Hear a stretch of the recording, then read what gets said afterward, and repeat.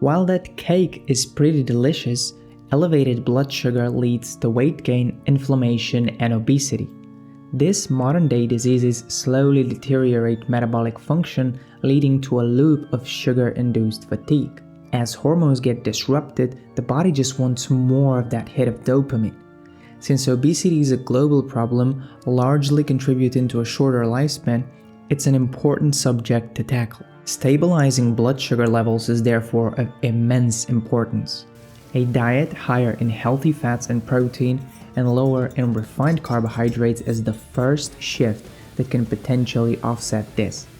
Training more intensely and building more muscle greatly assists in this as well, as the muscle sucks in glucose. However, what if there are some glucose stabilizing agents one can use to further improve their glucose stability? And berberine might just be the compound to assist with this. So yes, get yourself a cup of coffee and let's dive into the science of berberine.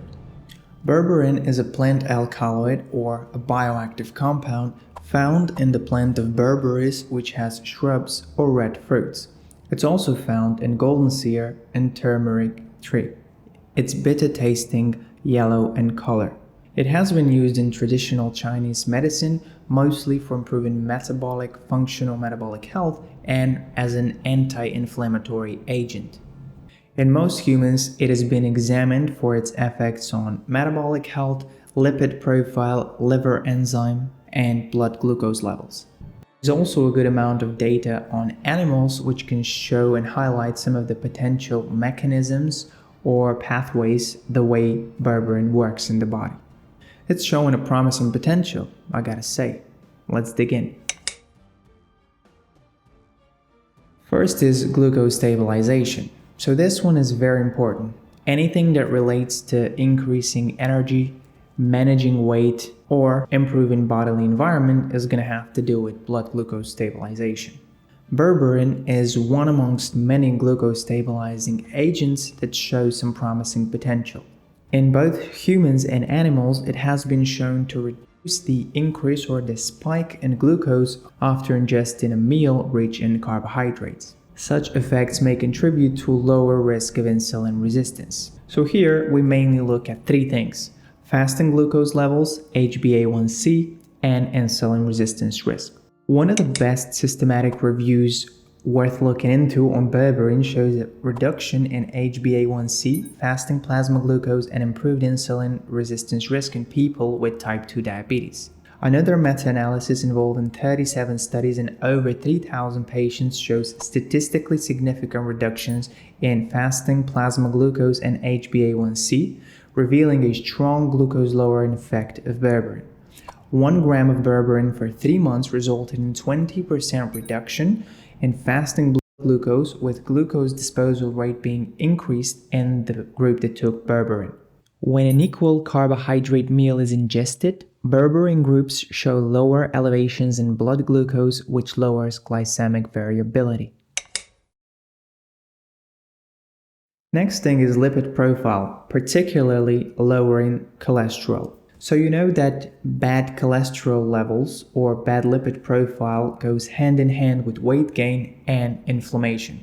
Metabolic dysfunction is tightly linked to these two. Why is this important? Because lipid profile is one of the greatest indicators of the silent killer, heart disease.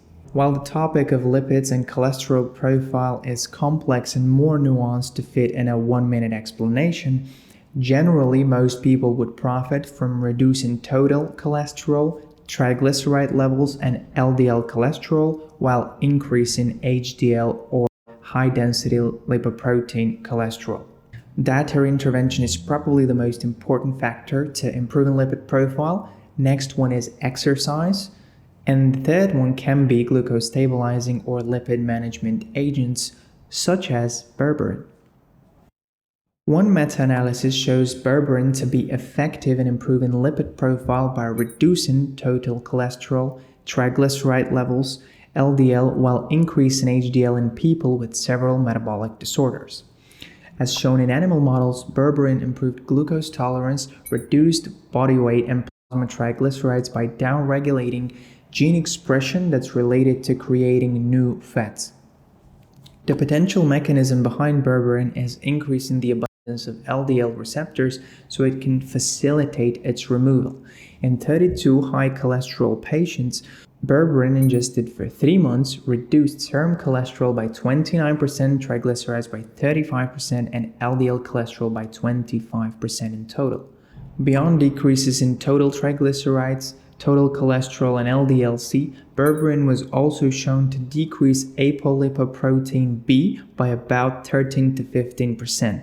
This is the protein that surfaces LDL, that's known to be associated with an increased risk of heart disease.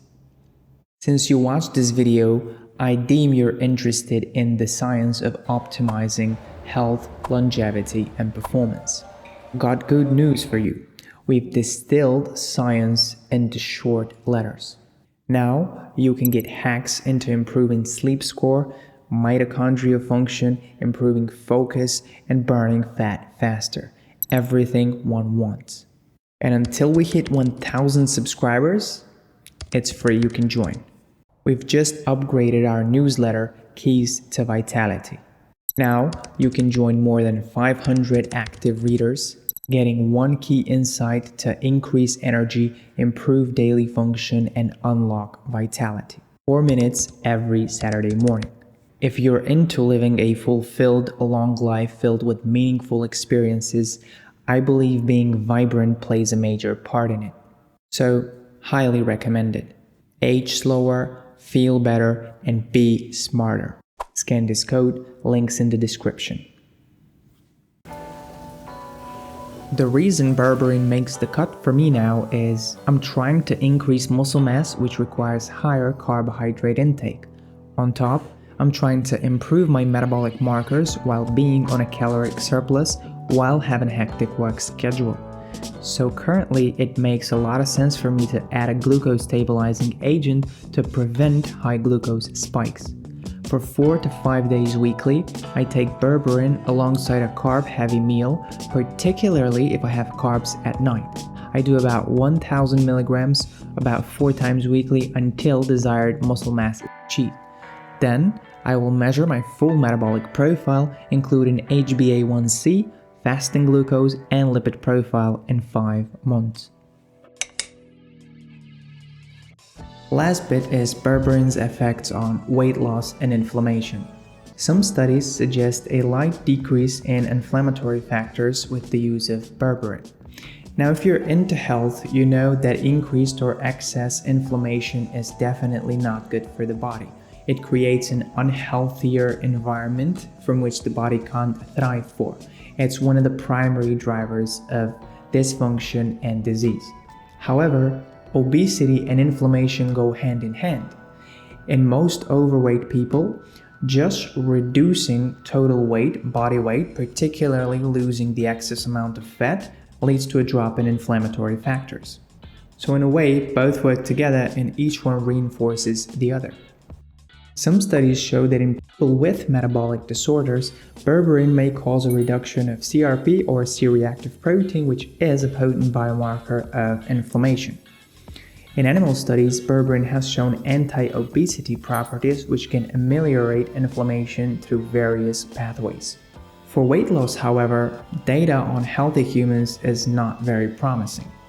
Yes, in people with impaired metabolic function, it can indirectly improve or speed up weight loss just because of the improved metabolic function. So when you improve glucose stability or when you improve general fat utilization in the body, as a result, people lose weight. But this primarily, at least as I understand it from the science and literature I've reviewed, it only works in people with metabolic dysfunction, and it's only a result of improving that metabolic function that may further lead to weight loss. In healthy humans, beyond a reduction in hip to waist ratio, no other effect on body mass index, body weight, or waist circumference was found, again, in healthy humans. In obese subjects, however, taking 500 milligrams of berberine for 3 times daily caused about 5 pounds of weight loss in 12 weeks with a 3.6% drop in body fat and substantial improvements in lipid profile. So it may be worth looking into. Another review of 12 studies shows a moderate reduction in body weight, body mass index, and belly fat, again in people with compromised metabolic function. Next thing is, how does it work? What are the mechanisms of action that are responsible for these changes? Berberine mainly manipulates enzymes that are involved in energy metabolism. In particular, enzymes like adenosine monophosphate activated protein kinase AMPK, protein kinase C or PKC, or sirtuins SIRT1. So there are three potential mechanisms highlighted. One is the so-called anti-aging or longevity pathway of AMPK or AMP activated protein kinase. This is known as the body's metabolic switch button. AMPK plays a role in energy metabolism, enhancing fat oxidation while improving glucose uptake. It can also increase PKC or protein kinase C, which regulates cell signaling, particularly the expression of genes associated to insulin receptors. So essentially increasing the numbers of insulin receptors on the cell. When it comes to dosage, most studies use and most articles cite doses of around 500 milligrams taken once to 3 times daily or 1.5 thousand milligrams. Reportedly, it shall be safe for use of up to 6 months. However, it does interact with various medications, particularly sedatives, medications that are changed by the liver, medications that manipulate blood sugar levels, blood pressure, so anti-hypersensitive drugs. So essentially anything that modulates blood pressure, blood glucose, or liver enzymes. For side effects, you're looking at just the general gastrointestinal discomfort you get with any supplement. But as with any supplement, make sure you always consult a healthcare professional before starting any supplement or health programs, as supplements may not be suitable for everyone and may interact with certain medications. That's it for this one. I deem berberine to be a promising agent with a potential to improve glucose stability and manage metabolic health better. Very excited for new, stronger research to come out, so waiting on that one.